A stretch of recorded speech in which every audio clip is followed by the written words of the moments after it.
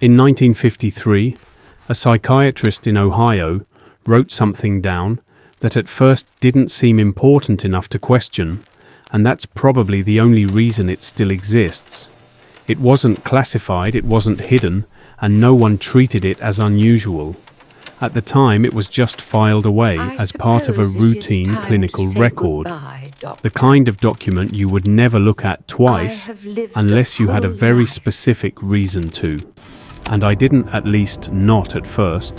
The record belonged to a 93-year-old patient in a state hospital, a woman in the final stage of life where memory is expected to break down into fragments. The doctor's role was not to verify truth, but to observe decline, to document how perception shifts as the mind deteriorates.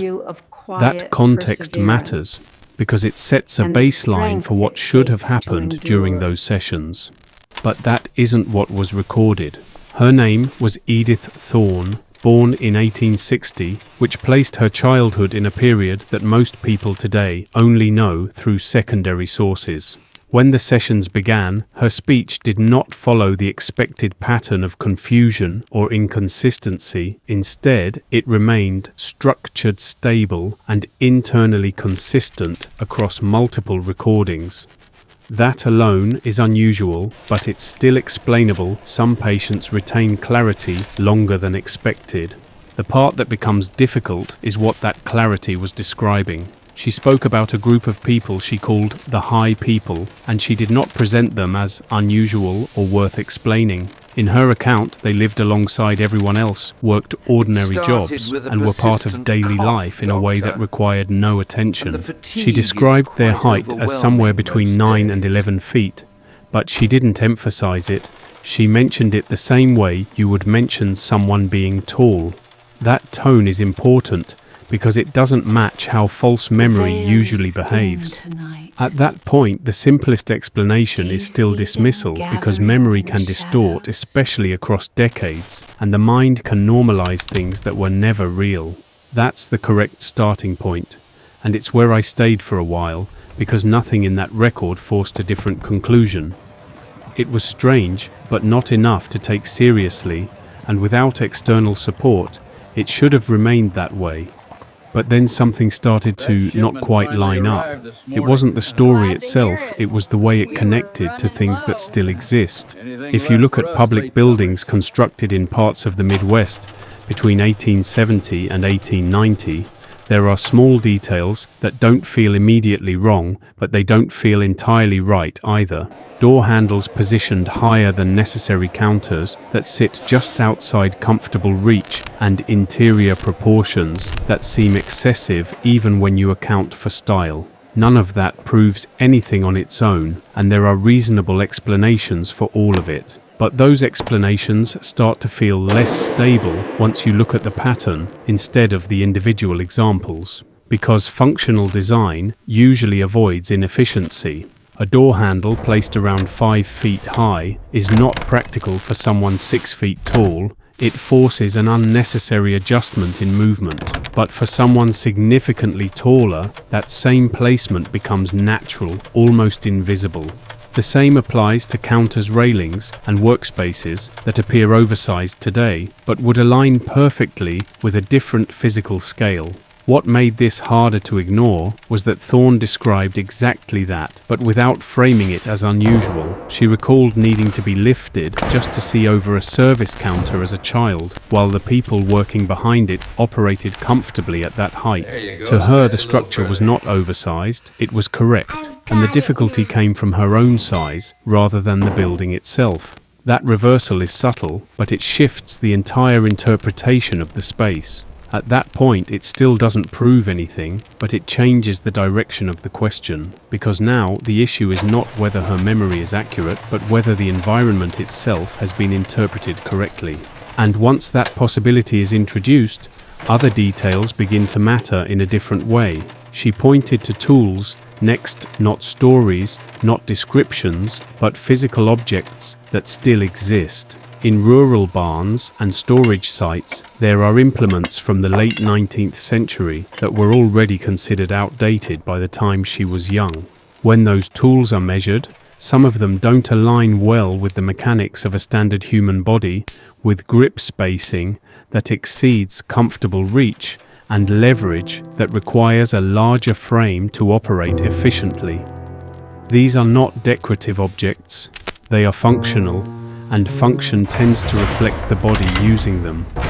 At this point, none of this is conclusive, and it shouldn't be treated that way. Each piece can still be explained individually, and that matters, because without that discipline, you lose the ability to separate pattern from coincidence. But when multiple independent details begin to align in the same direction, the explanation itself starts to require more effort than the pattern it is trying to dismiss.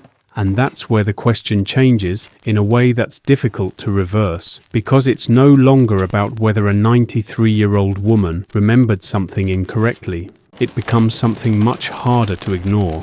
Why does the physical world still contain structures and tools that match what she described, if what she described was never real? If what Edith Thorne described aligns with physical structures and tools, then the next step is not belief, it is verification, and that leads directly to the only system that should have recorded a population like that.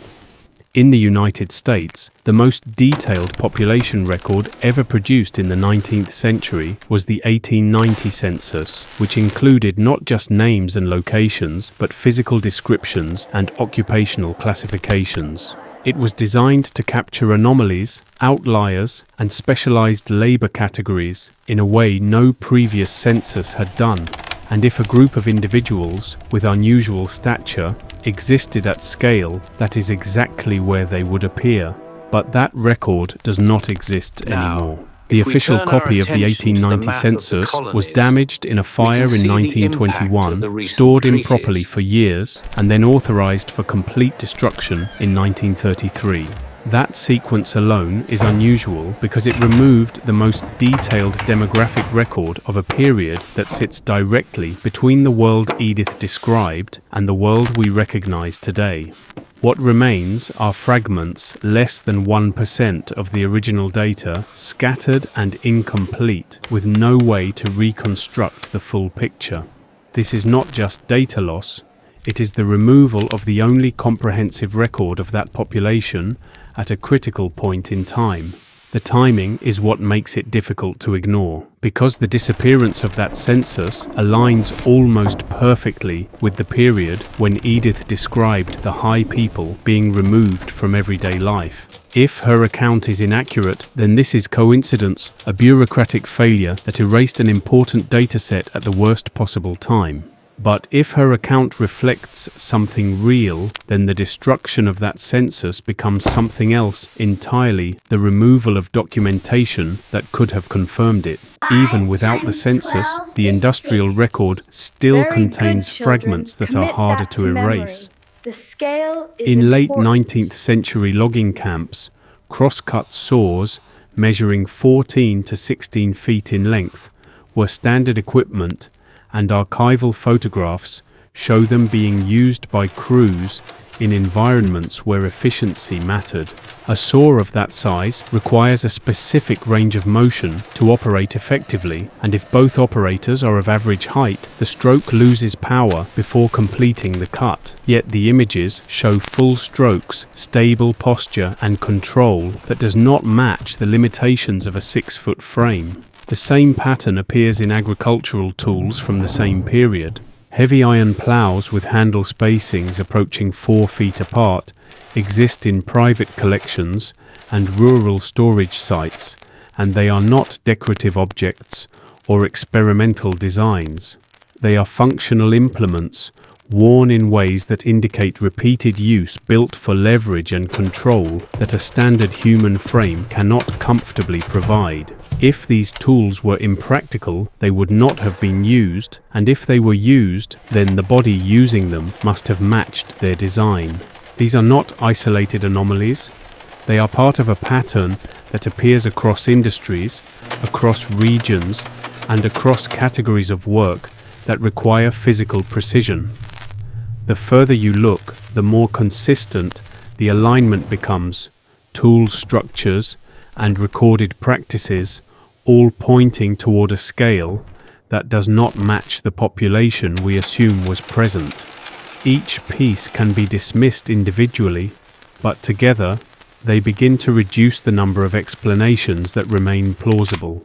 And then there is the transition itself.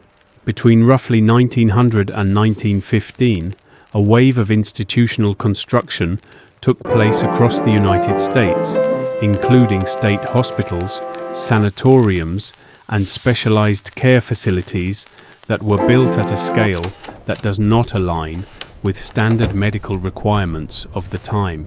These buildings featured oversized doorways, high ceilings, and structural layouts that suggest accommodation of larger bodies, even though they were officially designated for reform and care. Once constructed, they became closed systems, isolated environments where populations could be managed without public visibility. Edith described this period as the point where the shift became visible. She recalled individuals being taken away, not because they were ill, but because they no longer fit into the emerging structure of industrial standardization. The justification was framed as care, as protection, as necessary adjustment to a changing world, but the outcome was consistent. Once removed from public life, those individuals no longer appeared in the record in any meaningful way. At the same time, the environment itself began to change. Buildings were modified, doorways were reduced, railings lowered, and ceilings altered, using secondary structures to hide the original scale. These changes did not rebuild the environment from scratch. They adjusted it, gradually reshaping it to fit a smaller, more uniform population. Over time, the original proportions became invisible, not because they disappeared, but because they were no longer recognized as functional. That is how a shift like this sustains itself, not through a single event, but through a series of adjustments that redefine what is considered normal. Once the environment matches the new standard, the previous one becomes difficult to imagine and eventually impossible to remember. What remains are fragments, tools that no longer fit structures that feel oversized, and records that were never meant to survive together. And that is where the pattern becomes difficult to dismiss. Because it is no longer based on a single testimony or a single artifact, it is based on alignment across multiple systems that were never designed to support the same narrative. At that point, the question is no longer whether each piece is valid on its own, but whether all of them together can still be explained as coincidence. And once you reach that point, the explanation becomes less stable than the pattern itself. Once the pattern extends beyond testimony architecture and tools, it begins to move into something more difficult to explain: the transition itself. Because what matters most is not just that these high people appear in fragments of the record, but how they disappear from it. Across multiple categories, the shift is not gradual, it is abrupt, structured, and strangely consistent. Between roughly 1900 and 1920, something changes in a way that affects not just population, but environment.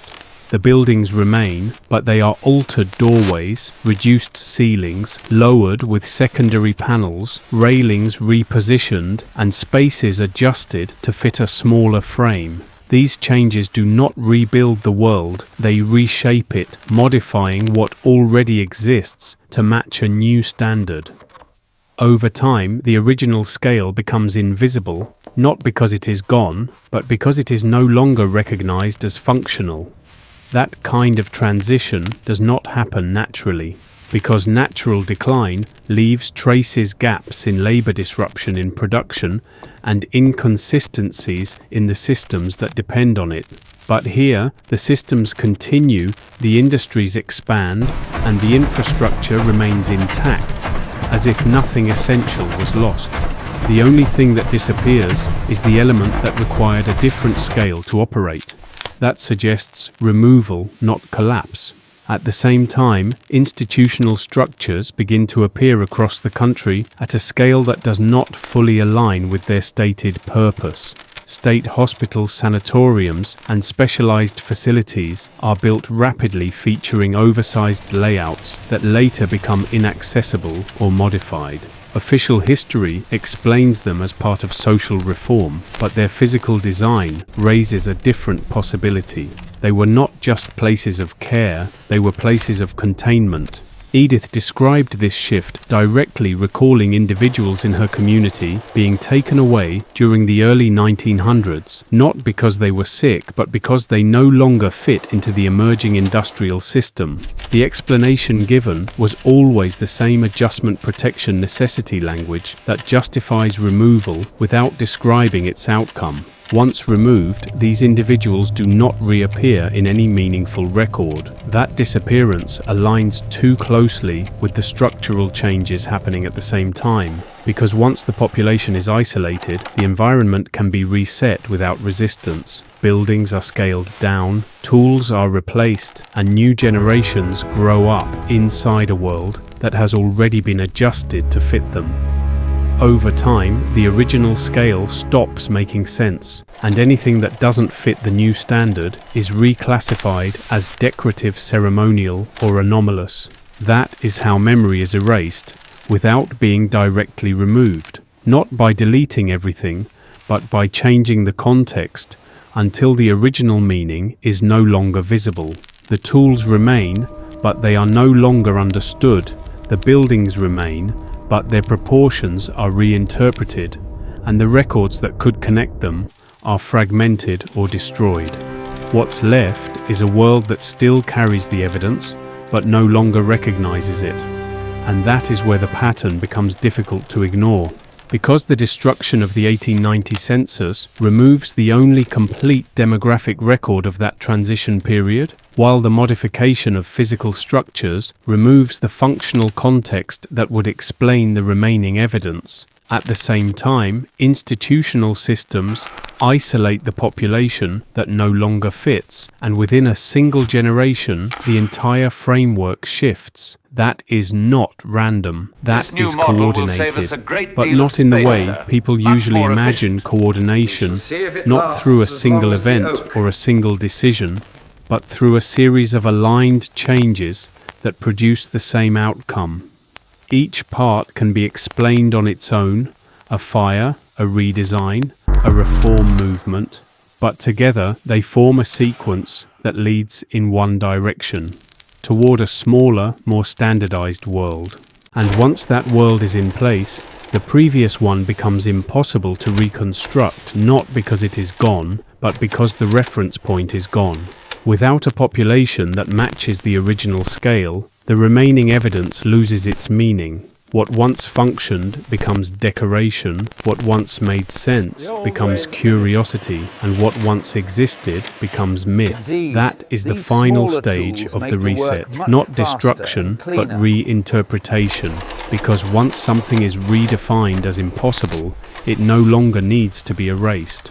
It can remain in plain sight, embedded in the environment, dismissed by the very people living inside it.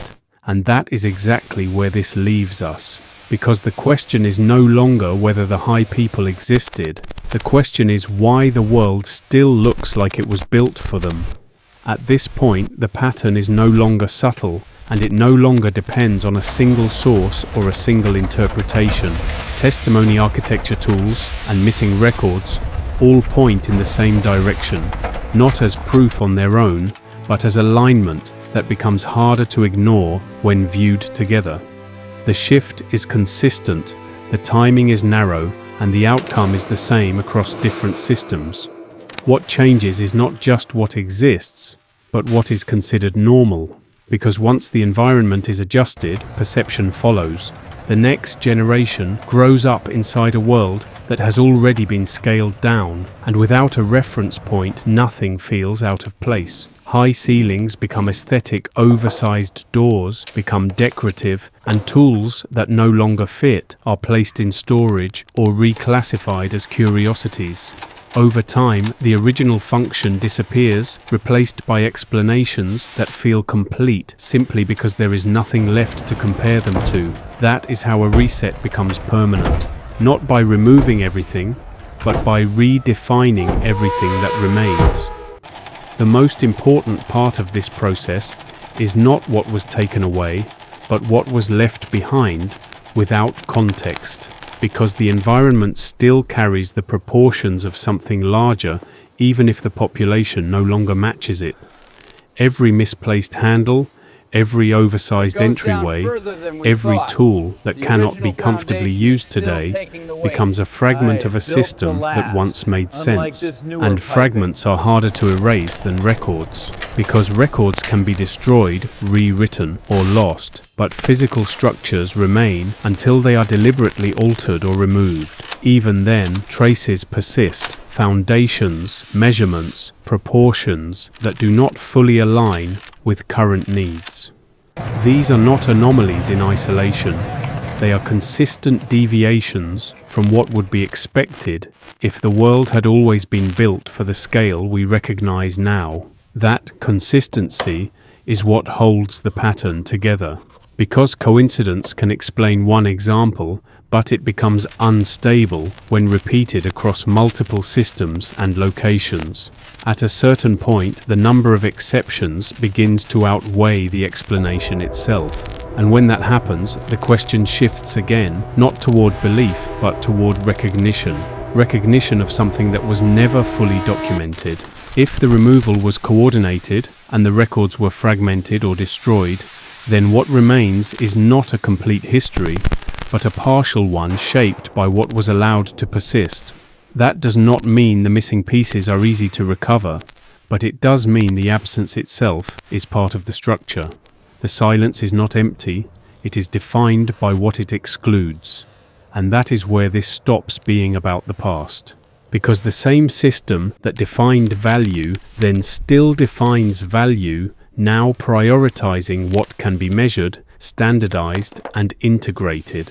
Anything that does not fit those parameters becomes difficult to maintain, difficult to justify, and eventually difficult to preserve. That pattern does not require intent in the way people imagine it. It only requires consistency in how systems operate. Which brings us back to the most important question. Not whether the world was once built for someone else, but whether we are still interpreting it through a framework that cannot fully recognize what it is. Because if the environment still carries evidence of a different scale, then the limitation may not be in the evidence, but in the way we have been taught to see it. And once that possibility is considered, it becomes difficult to look at anything the same way again. Because the world does not need to hide its history if it has already been redefined. It can remain visible, embedded in stone, iron, and structure, while being explained away in ways that feel complete. That is not concealment, it is reinterpretation, and it is far more stable over time. Which means the final step is not uncovering something hidden, it is learning how to look again. If this kind of perspective resonates with you, if you are interested in examining the patterns, the gaps, and the parts of history that do not fully align with what we are told, then that is exactly what we explore here. This is Tartaria Revealed, where the focus is not just on what is recorded, but on what was left incomplete and how the physical world still reflects it. Because sometimes the truth is not missing, it is simply no longer recognized.